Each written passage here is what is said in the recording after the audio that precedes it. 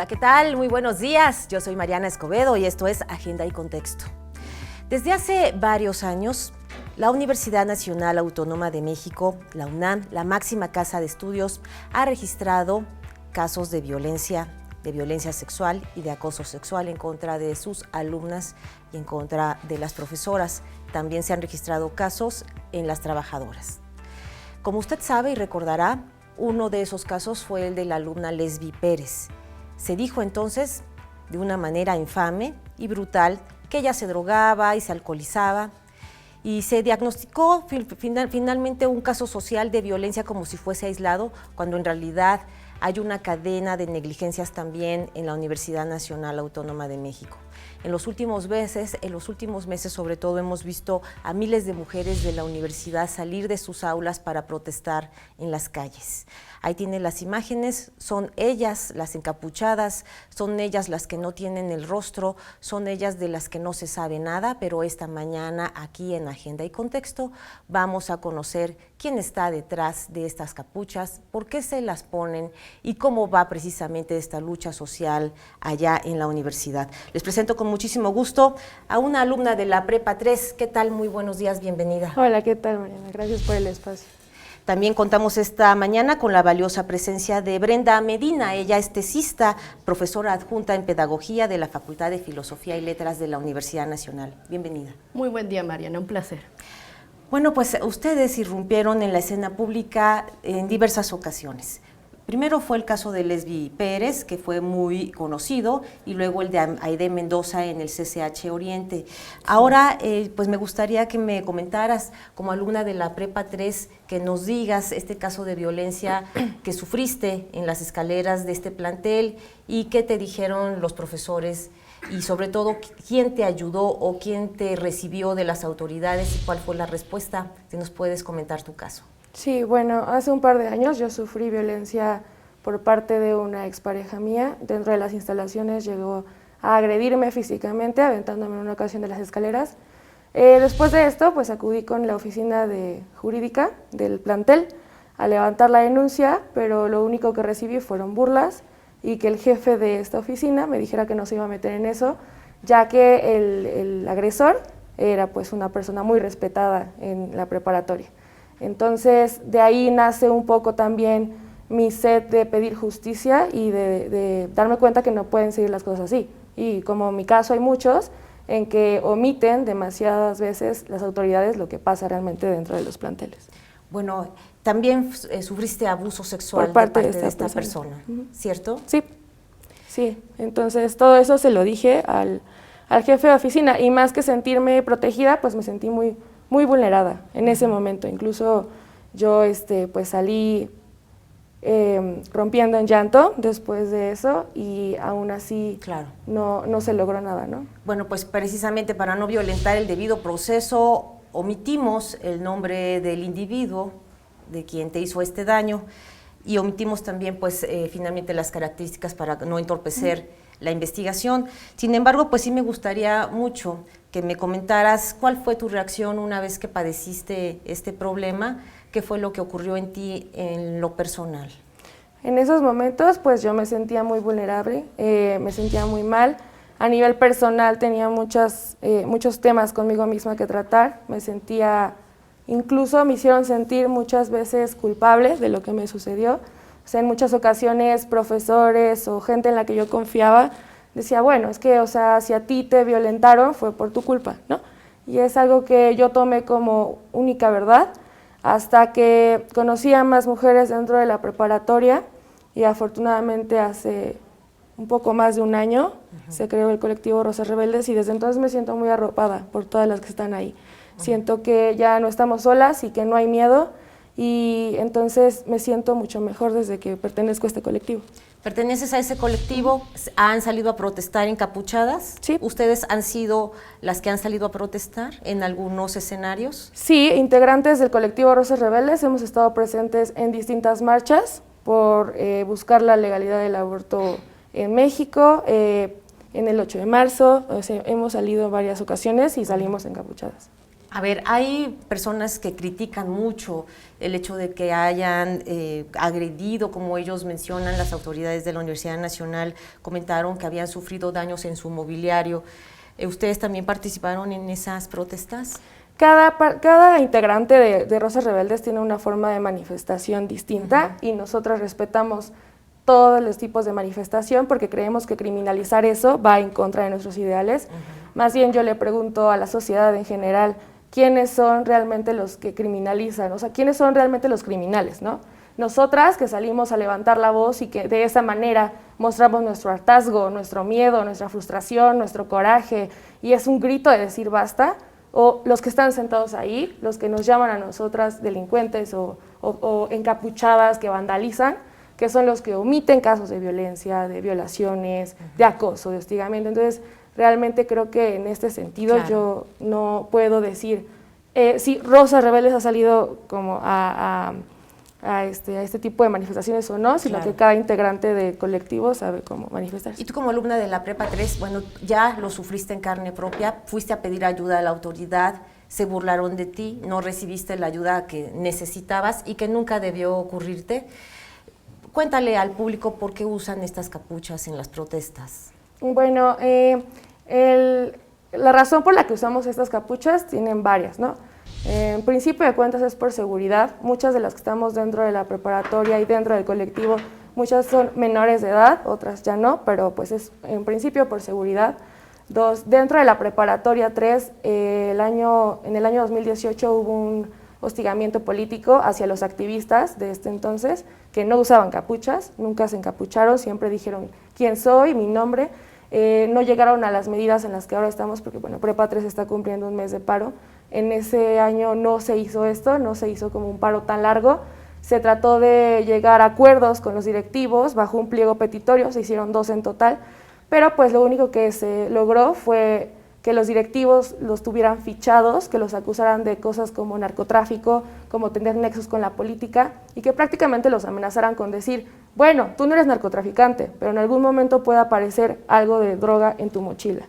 Fue una amenaza, ¿no? Entonces, es primero por seguridad de nosotras mismas y de todo el movimiento, y segundo porque nuestro movimiento es horizontal, no tiene ni una voz ni una cara. Brenda, pues ya escuchamos lo que acaba de comentar esta estudiante de la Prepa 3, ella misma en carne propia ha vivido el abuso y menciona que en el anterior movimiento se les amedrentó y amenazó a los estudiantes que estaban protestando con acusarles de narcomenudeo o de traer droga en la bolsa para que dejaran de participar activamente en esta vida estudiantil, en la vida política estudiantil. ¿Cuál es tu diagnóstico de lo que está ocurriendo en la universidad y qué opinas de que ya entraron en vigor las reformas en materia de género que tanto estábamos esperando? Ok. Primero, existe toda una campaña de criminalización hacia la protesta en la universidad en general, que no es de ahorita, tiene que ver mucho con el contexto en el que se dio la huelga del 99, hubo mucha persecución por lo que sucedió con esta huelga que ha sido considerada de las más largas y radicales en la historia, y a partir de ahí se sancionó mucho a activistas, sobre todo para impedir que no continuaran sus estudios en la universidad y no continuaran con la toma de instalaciones. Segundo, la universidad en su origen es misógina. Las mujeres somos vistas como intrusas en la universidad. Se nos negó el derecho a la educación muchísimos siglos, aunque muchas mujeres pudieran ser estudiosas como Sor Juana, ¿no? ¿Qué pasa cuando una mujer ingresa a la UNAM? Los diagnósticos que hemos conocido por parte de algunas investigadoras con la intención de transversalizar las políticas de género en la universidad nos señalan que existe toda una serie de prácticas misóginas, machistas y sexistas en el aula, en la academia, hacia las trabajadoras, y quienes están recibiendo el mayor impacto dentro de estos 3 sectores son las alumnas. En el caso de bachillerato, a mí me preocupa bastante porque son menores de edad. Estamos hablando incluso de pederastía en la Universidad Nacional, que acosen hacia las alumnas. Por un lado. Por otro lado, a pesar de que la universidad está planteando reformas y tiene políticas de género desde hace mucho tiempo, la universidad creó el Programa Universitario de Estudios de Género en los 90s, reconocieron que tenía que existir una igualdad sustantiva entre hombres y mujeres en el artículo 2 del Estatuto General a partir de 2005. Sin embargo, a pesar de que ahora también hay un protocolo para la atención de casos de violencia de género desde 2016 y con reforma desde 2019, marzo de 2019, siguen existiendo muchas omisiones en todos los niveles desde la universidad. Desde todos sus órganos de gobierno que tenemos, el Consejo Universitario tardándose con reformas que se estaban exigiendo desde hace años, la Rectoría, quien ha tardado en dar una respuesta y en apoyar, por ejemplo, a nuestras compañeras desaparecidas y asesinadas, como fue con Lesbi Berlín o con nuestra compañera Mariela Vanessa de Letras Hispánicas, y por otro lado, en otros órganos menores u otras autoridades que tenemos a los directores o directoras y demás funcionarios, quienes tendrían que estar encargados de facilitar que las denuncias lleguen al Tribunal Universitario, que es el máximo órgano jurídico de la universidad, que sancione estos casos. Sí.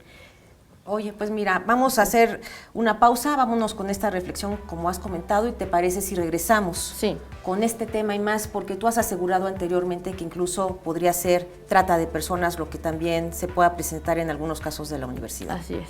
Bueno, pues estamos en vivo, ya regresamos con esta reflexión muy importante de lo que está ocurriendo en nuestra máxima casa de estudios. Estamos transmitiendo en vivo desde los estudios de Capital 21, ya volvamos.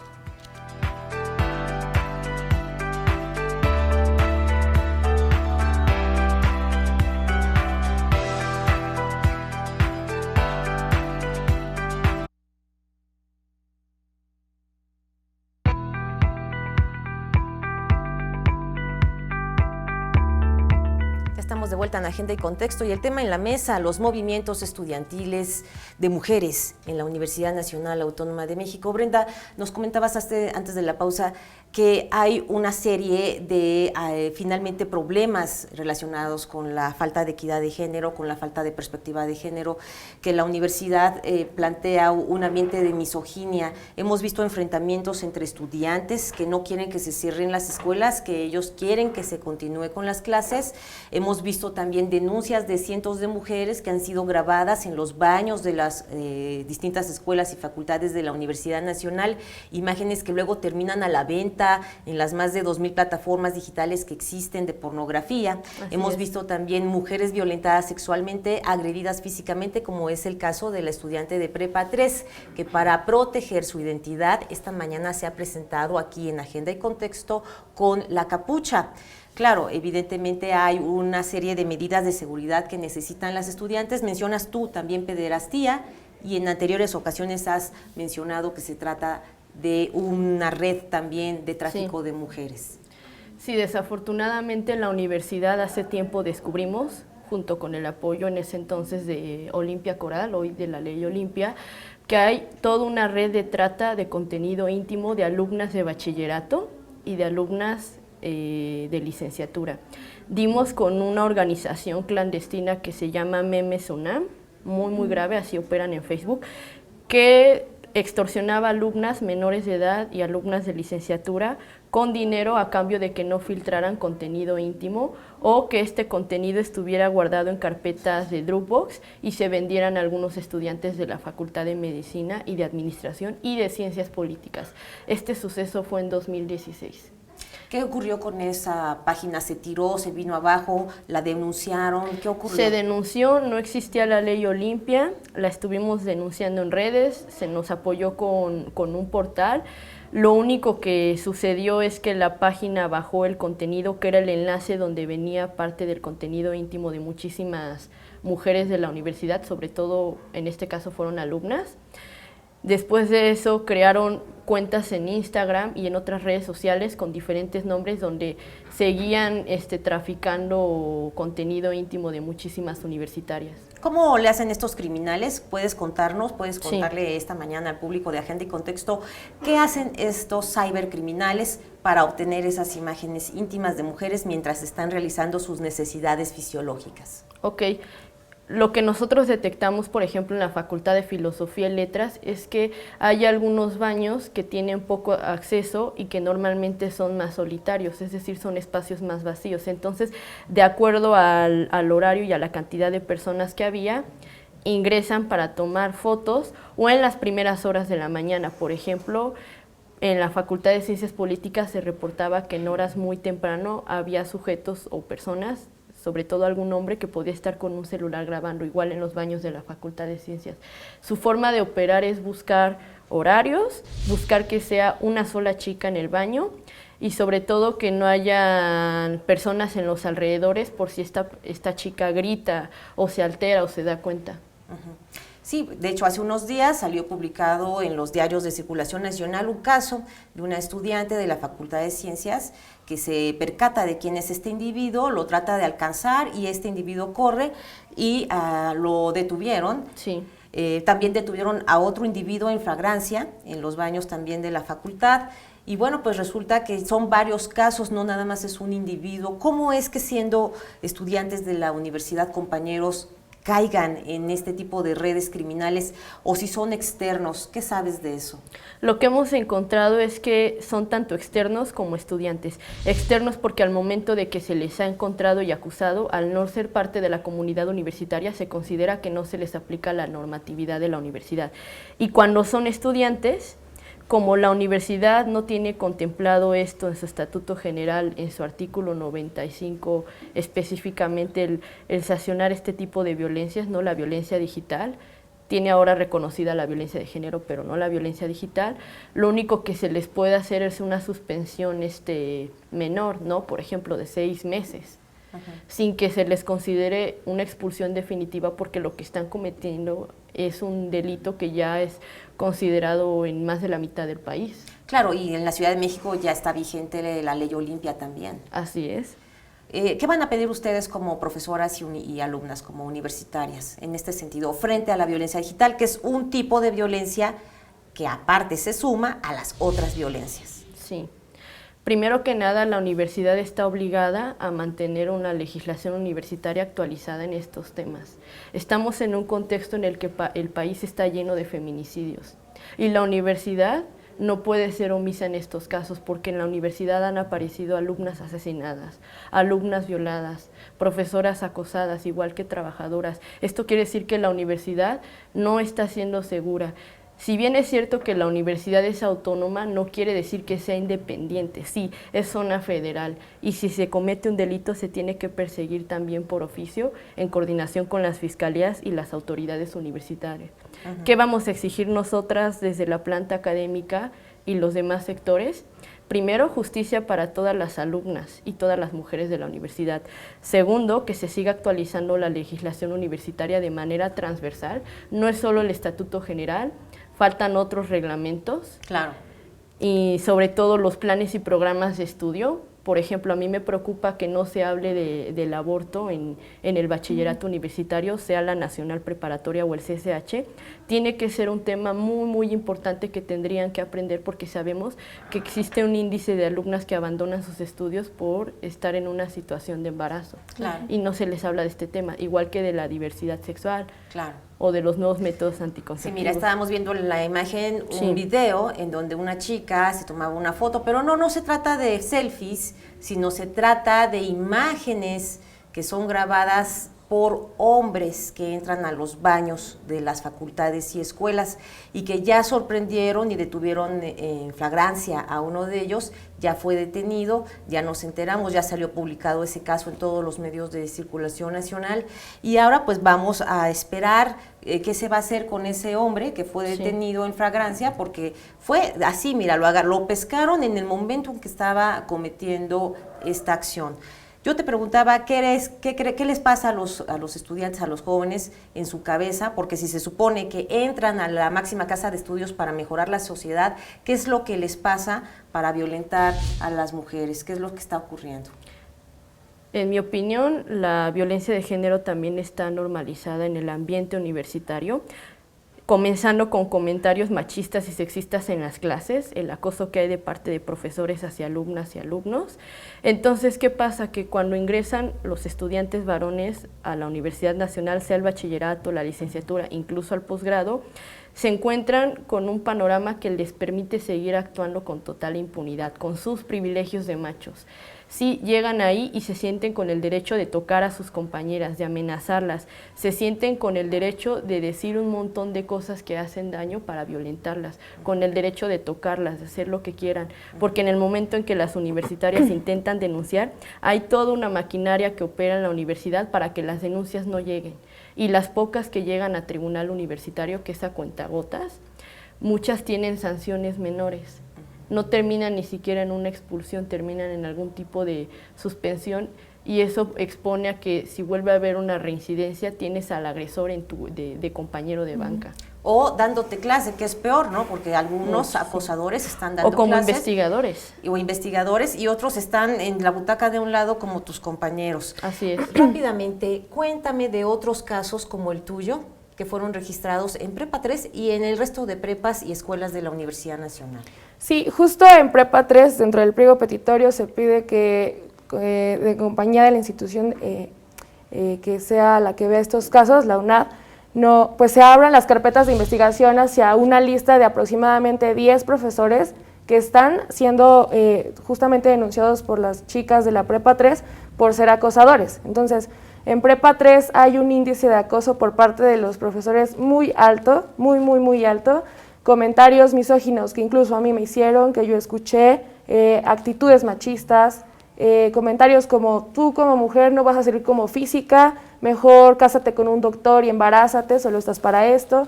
Y entonces es un ambiente demasiado hostil para las mujeres dentro de la comunidad universitaria, al menos dentro de Prepa 3 hay incluso temas o acusaciones por violación en otras preparatorias.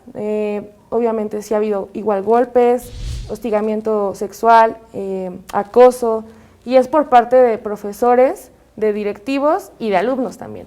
De hecho, un poquito en este contexto, yo sí considero que dentro de la universidad no existen temas de violencia de género, o sea, no hay una perspectiva de género dentro de las clases. Incluso muchos docentes les celebran sus comentarios machistas a los compañeros, y creo que una de las dificultades que tenemos actualmente en el movimiento de mujeres de la UNAM es justo que la comunidad estudiantil no nos está apoyando porque no se está como tocando su orgullo universitario, sino se están tocando a las mujeres, y por lo regular a nosotras no nos escuchan, ¿no? O entonces yo he visto que la respuesta por parte de muchos compañeros de Prepa 3 es: ¿y cómo sé que lo que estás diciendo es verdad? No, seguramente es por venganza, seguro es porque el profe te puso 6. Entonces yo creo que esto que está pasando en la universidad es un reflejo a gran escala de lo que pasa en la sociedad. Creo que estamos muy rotos en cuanto a esos temas, y pues es lo que sucede dentro del plantel. Bueno, eso sucede, pero también Brenda en sus investigaciones, en sus artículos, y también lo ha comentado con otras mujeres también de la universidad, la trata de personas, la trata de mujeres. Sí. Algo que a nosotros nos preocupa, por ejemplo, en el campus de Ciudad Universitaria, es que sabemos que existe la posibilidad de que puedan operar redes de trata, porque han existido intentos de secuestro cerca de las instalaciones en los alrededores o adentro, ¿no? Tuvimos el caso de una compañera que desapareció de la Facultad de Arquitectura hace muchísimo tiempo y su cuerpo apareció cerca de la carretera Picacho-Ajusco, ¿no? También por la inseguridad que hay en los planteles, y no solo aquí, pensando por ejemplo en los casos de las facultades de estudios superiores o de bachillerato, donde sabemos que ha sido común los intentos de secuestro de mujeres jóvenes, ¿no? No solo lo estamos viendo en distintas ciudades o distintas partes del país, lo estamos viendo en las escuelas. Las escuelas son focos de violencia para las mujeres. Claro, y bueno, y además el caso de Aimé Mendoza, la estudiante de CCH Oriente, que fue asesinada mientras estaba tomando la clase de una manera impune, pues ahí está su caso, ¿no? Se dijeron muchísimas versiones, vamos a esperar las versiones oficiales, evidentemente, sobre este y otros casos. Bueno, pues vámonos a la reflexión, una profunda reflexión que hay que hacer sobre lo que estamos haciendo en las universidades, en las preparatorias, en los SHs, tan solo de la Universidad Nacional Autónoma de México. Vamos a la pausa, estamos transmitiendo en vivo, les recuerdo, la retransmisión de este programa es hoy a las 5 de la tarde, ya volvemos.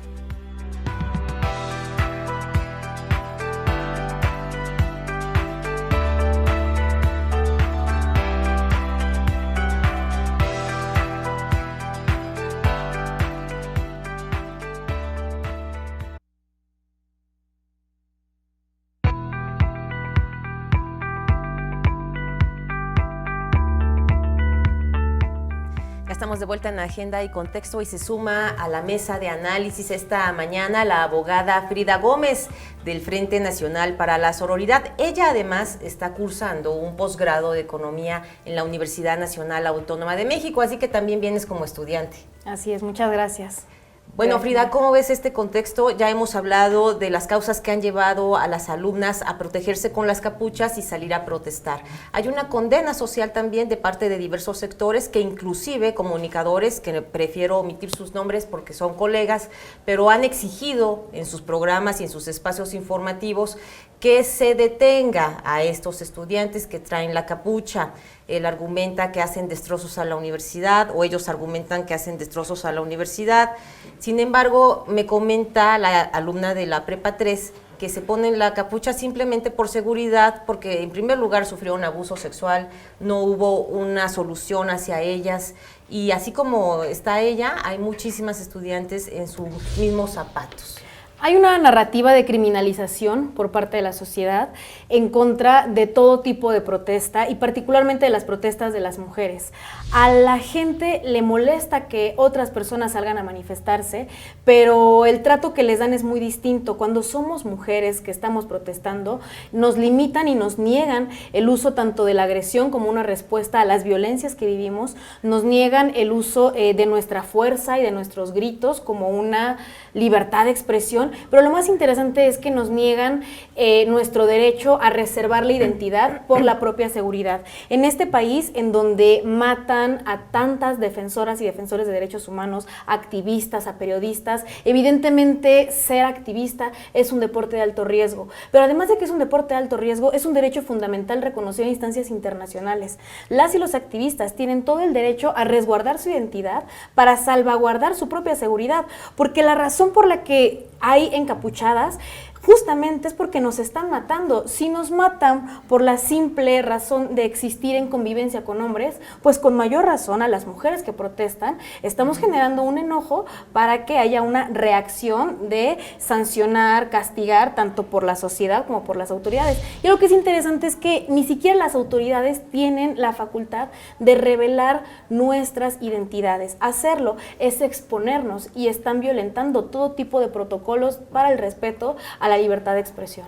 Sí, en este caso ellas se protegen con las capuchas en las protestas y también ahora que han venido aquí a televisión pública, vino ella resguardada, protegida para que nadie sepa su identidad. Sin embargo, nos está contando pues que sufrió también abuso sexual y agresión física en las escaleras de la Prepa 3.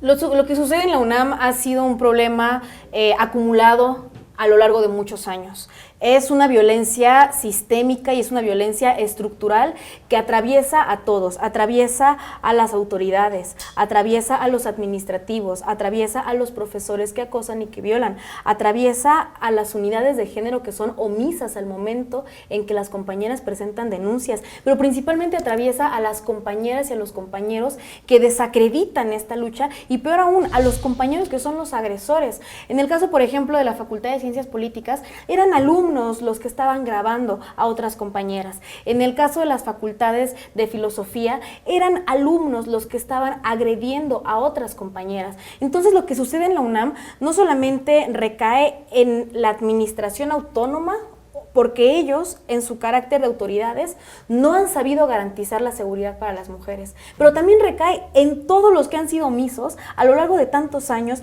que viendo los abusos y viendo las violencias se han callado, porque la realidad es que tampoco han sido empáticos con la lucha de las compañeras hasta este momento en el que todo estalla. Entre ustedes, en tu colectivo Rosas Salvajes, Rosas Rebeldes. Rosas Rebeldes, ¿en este colectivo existen infiltrados? No. El colectivo Rosas Rebeldes nace en el 2018 después de un paro que se hizo debido a la agresión que tuvieron los compañeros por parte de grupos porriles. Dentro de estos paros a mí se me ocurrió y a mí a otras compañeras se nos ocurrió hacer un círculo, ¿no?, donde podríamos contar nuestras experiencias. Éramos cerca de 50 alumnas y no hubo ni una sola que no había sufrido algún tipo de violencia. Y la mayoría habían sido violentadas sexualmente anteriormente por alumnos de ahí o por parejas de otros externos pues al plantel. De ahí nace el colectivo Rosas Rebeldes, porque nos dimos cuenta de que éramos muchas, de que era un hartazgo muy grande y de que todas teníamos miedo, pero juntas nos sentíamos más fuertes. Y dentro del colectivo Rosas Rebeldes solo son alumnas del plantel Preparatoria 3 únicamente. Claro. Y pues ni siquiera hay administrativos, no hay docentes, no hay trabajadoras, solo son alumnas. Entonces, en este caso de los infiltrados, pues no existen. Es una colectiva separatista. Pero, por ejemplo, en nuestro paro, no, en el colectivo no, pero en el paro actual que estamos manteniendo en Prepa 3, sí es mixto, o sea, sí hay hombres que pertenecen al colectivo estudiantil representativo SER, y ese colectivo es mixto y ese ve más bien por los temas de toda la comunidad estudiantil, pero colectivo Rosas Rebeldes es únicamente de mujeres y separatista. Dentro del paro, pues los hombres que están apoyándonos saben que son agresores y que en cualquier momento pueden llegar a hacerlo. Y si alguna de nuestras compañeras se siente agredida por cualquier cosa, por mínima que sea, se le pide al compañero que se salga del plantel y del movimiento, ¿no? Entonces, nada más están como ahorita con nosotros con apoyo y dándonos como ese tipo de seguridad que nos podrían brindar. ¿Qué respondes a todas las personas que dicen que ustedes son manipuladas por algunos líderes sociales, hombres muy reconocidos, o por otro tipo de personajes, y que no les dan a ustedes el valor por sí mismas y tampoco las acreditan? Yo creo que este problema es en general por el machismo que existe en la sociedad, porque justo es imposible ver que una mujer alza su voz por sí sola. Entonces, obviamente decir que no hay nadie que nos esté liderando, ni hombre ni mujer, son ideas que nacen de aquí. Lo que está pasando en la UNAM justo es un hartazgo de muchos años, pero yo creo que más bien el problema aquí es esa misoginia que existe y que los hombres y la sociedad en general no puede ni siquiera dimensionar que una mujer es capaz de levantar la voz y de decir basta. No hay entonces ningún tipo de tampoco interés político, ningún tipo de interés sindical, o sea, somos independientes a todo esto y simplemente somos un grupo de mujeres que estamos gritando por los abusos que ha habido dentro de la preparatoria y de toda la universidad. Y hasta el adultocentrismo. Yo he visto mucho adultocentrismo en esto porque son incapaces de reconocer que las mujeres jóvenes son las que se están organizando. No solamente son las universitarias de la UNAM que, digamos, tienen edades entre 19, 25, 26, 27 años. Son las mujeres preparatorianas que desde los 16 años están enfrentando violencias en sus planteles y que después del hartazgo se están levantando y se están organizando entre ellas. Este movimiento, si algo tiene, es que es un movimiento de mujeres jóvenes. Y sí, hay un adultocentrismo, tanto desde las autoridades como desde la sociedad, que no se atreve a reconocerlo y que construye estas ideas de personajes o fuerzas o movimientos que manipulan y que toman, desconociendo la capacidad autónoma de las juventudes para organizarse y exigir, posicionándose políticamente sobre algo que las afecta. ¿Cuál es la mano que mece la cuna? ¿Qué les respondes a quienes creen que hay mano detrás de esto? Fíjate que lo que nosotros nos hemos encontrado en investigaciones es que es más probable que usen esos discursos para anular políticamente la participación política de las mujeres jóvenes, y en todo caso son figuras de la universidad, funcionarios o de partidos políticos que pretenden que se desvirtúe esto porque no quieren que se den estas reformas en la universidad, ni tampoco que siga creciendo esta lucha en todo el país. Es más fácil señalar al anarquista, al encapuchado que se le acusa de venir preparado de Sudamérica, que reconocer la legitimidad que tiene este movimiento. A ver, vamos a aprovechar esa pregunta. ¿Eres anarquista? Sí, dentro del paro que se mantiene en Prepa 3 existen muchas ideologías políticas, no nos regimos bajo uno. Personalmente sí soy anarquista, estoy más bien construyéndome bajo esa línea, pero hay quienes tienen unas ideologías como socialistas, comunistas, un poquito también de derecha, o sea, hay unas ideologías y unas ideales políticas así revueltas. Es decir, en tu colectivo hay mujeres de diversas corrientes de pensamiento. Claro, pero la cuestión aquí es que todas y todos, en este caso por el paro que se mantiene, que es mixto, nos unimos para un fin, y el fin es acabar con el acoso sexual y la violencia dentro de la preparatoria y dentro de la universidad. Y bueno, también quisiera como aprovechar esto para justamente, yo creo que el hecho de que los adultos no puedan aceptar que somos jóvenes, mujeres, preparadas, hablando por muchas que están silenciadas, por muchas a las que sus alas han sido cortadas, es algo que pasa, ¿no? Y quiero poner un ejemplo muy puntual sobre el director del plantel, al cual estamos desconociendo, que por cierto pedimos su destitución por negligencia, que en una mesa de diálogo, que más de ser una mesa de diálogo fue una mesa de tratar de deslegitimizar nuestro movimiento y de criminalizarnos a nosotras, me dijo a la cara, te voy a decir algo, mis instalaciones y mis maestros van a ser siempre antes que todos ustedes. Fue una cosa que me dijo. Y la segunda que me dijo fue, ¿ustedes qué van a saber de eso si apenas si saben estudiar? O sea, como tratando justo de criminalizar el hecho de que nos estábamos organizando de manera legítima, ¿no? ¿Qué piensas de esto, Brenda? Que están infantilizando la capacidad organizativa de las estudiantes, por un lado. Segundo, que no están reconociendo el potencial que hay transformador desde el estudiantado, como siempre ha pasado en muchísimas huelgas de la universidad, pero sobre todo ahora que tenemos un movimiento que es totalmente diferente a lo que hemos visto en la historia de los movimientos estudiantiles, porque ya no son hombres y comunistas y rock and roll, son mujeres jóvenes, feministas, que les encanta el reggaetón y que quieren que se reconozca la violencia de género. Se están haciendo críticas muy puntuales, claras, a partir de sus pliegos petitorios, y lo que están planteando las autoridades es simplemente desconocerlo y continuar con una línea de reforma que se mantiene desde los órganos colegiados, desde el Consejo Universitario, y no reconocer que las propuestas que hay aquí podrían hacer diferentes las circunstancias en la universidad. Lo que tenemos aquí es una universidad de la violencia y no una universidad para las mujeres.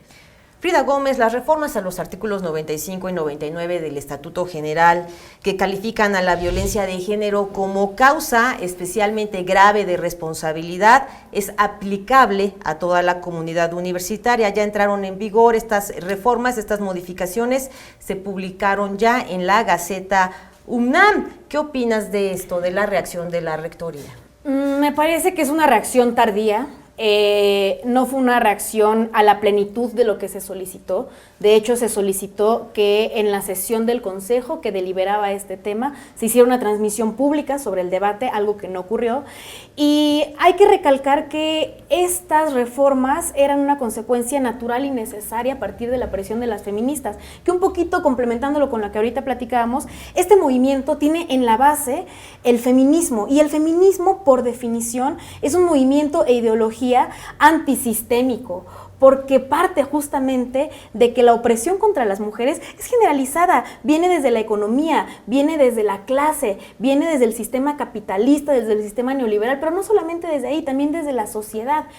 El feminismo, por definición, es antisistémico y con ello eventualmente antiestado y con ello eventualmente anarquista. Es una tendencia natural en una corriente de pensamiento que le combate a todos los sectores de un momento en el que nos atacan a las mujeres por todas las razones que pueden, por hipersexualizarnos o por no hipersexualizarnos, por ejercer libertad o por no ejercerla. Sí. Y sí me parece bien importante mencionar que en cuanto a las reformas, hubo temas que se quedaron pendientes. Si bien se reconoce la violencia como una causa grave y eso puede tener ciertas consecuencias, hay un alcance más profundo que está pendiente. Y lo que está en el centro es que la UNAM investigue a maestros, directivos y administrativos que ejercen las violencias, que las perpetúan y que hagan una limpieza de esos personajes que están violentando sistemáticamente mujeres, porque de nada nos sirve tener en el papel que van a respetar los derechos de las mujeres si en la realidad se mantienen los agresores cerca de las víctimas. Bueno, pues ahí tiene el tema. Es todo un tema, es un problema político, social, económico, cultural.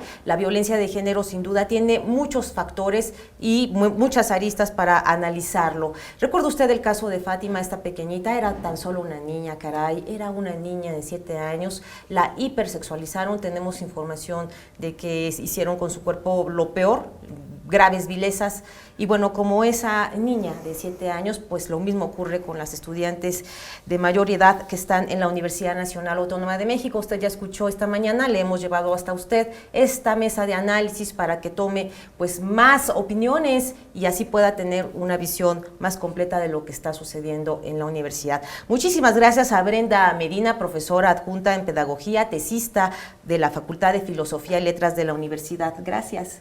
A ti, muchísimas gracias. Gracias a ti, estudiante de la preparatoria número 3. Te esperamos posteriormente, si gustas, para poder platicar después de cómo viene el movimiento próximamente. Y muchísimas gracias a Frida Gómez, abogada por el Frente Nacional para la Sororidad y estudiante de posgrado de la UNAM. Vamos a la pausa, ya volvemos.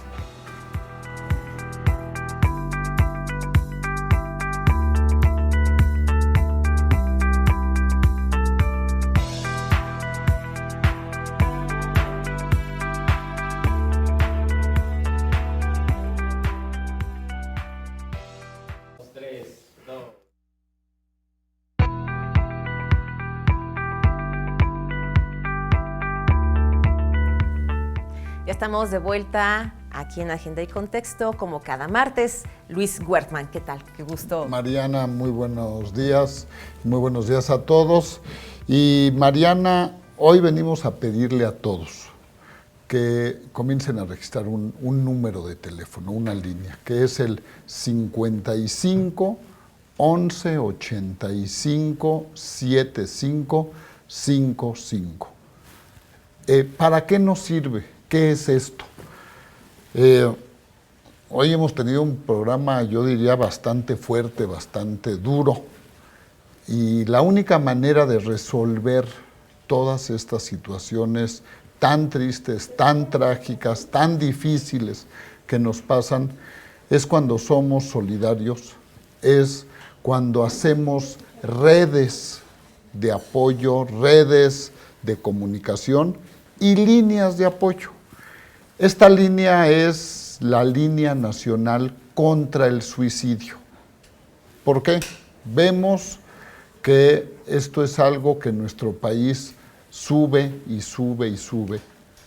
Se está pronunciando mucho más en nuestros jóvenes, en nuestros adultos jóvenes, y para solucionar estas cosas necesitamos siempre estar básicamente en 4 partes, tan importante una como la otra: la detección, la prevención, la atención y la reacción.